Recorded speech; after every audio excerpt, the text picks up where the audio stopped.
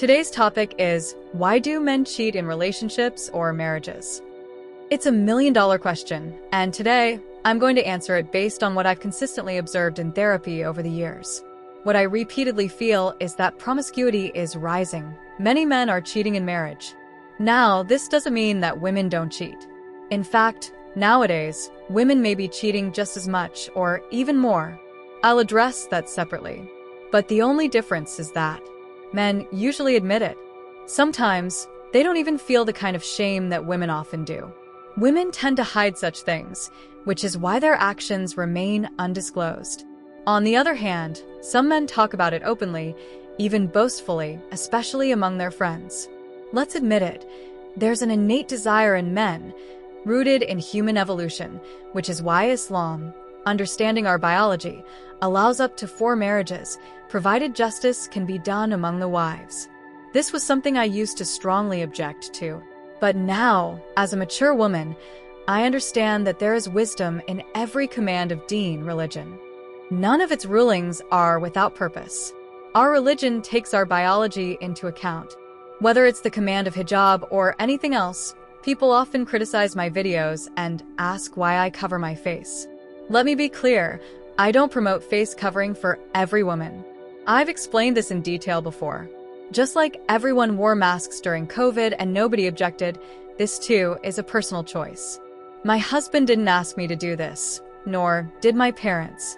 It's entirely my own decision. And honestly, it gives me an incredible sense of freedom.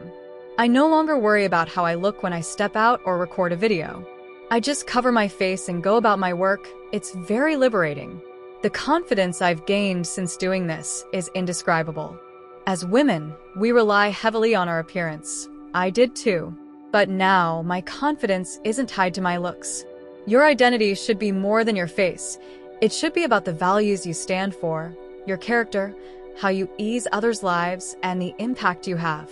Anyway, that's another topic for another time. Returning to my point, every command in Deen has benefit in it. If a man is capable and can uphold justice, Islam permits him to marry up to 4 women. In contrast, in cultures where second marriages are forbidden, men often end up turning to escorts, mistresses, or even pornography. The desire doesn't vanish. It just manifests in morally and psychologically destructive ways. Strangely, modern liberals protest the idea of second marriage, but tolerate these harmful alternatives. Now, I know this is a very difficult idea for women. I am a married woman myself, and even thinking about telling my husband to take a second wife is emotionally unsettling. I may say I'm okay with it now, but if it ever happens, I can't promise how I'll react. Still, at a psychological and intellectual level, I now understand that this command of Allah has deep wisdom, even if it emotionally disturbs me. So, why do men cheat in relationships? Please watch this video completely. Don't just hear something you disagree with and immediately rush to comment. We must develop the ability to truly listen, reflect, and then respond. I'll share what I've learned from clients as a therapist and psychologist. And if you're a man watching this, feel free to share your perspective in the comments. I am not a man, so I can't fully grasp the male experience, but I can share what I've learned through counseling. Also, just to be clear, explaining the reasons why men cheat is not the same as justifying it. A man who cheats is still accountable for his actions.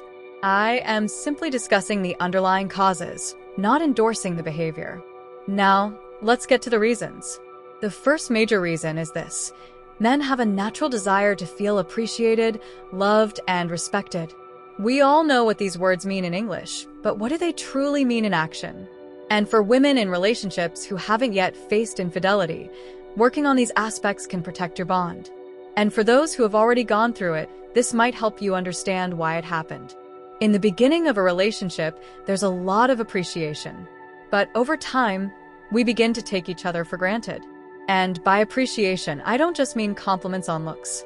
I mean acknowledging your husband's efforts, whether financial, emotional, or protective. Even if gender roles have evolved, the fact remains. Whatever your husband is contributing to your life, appreciate it. Over time, we stop valuing what he brings to the table, thinking it's just his duty.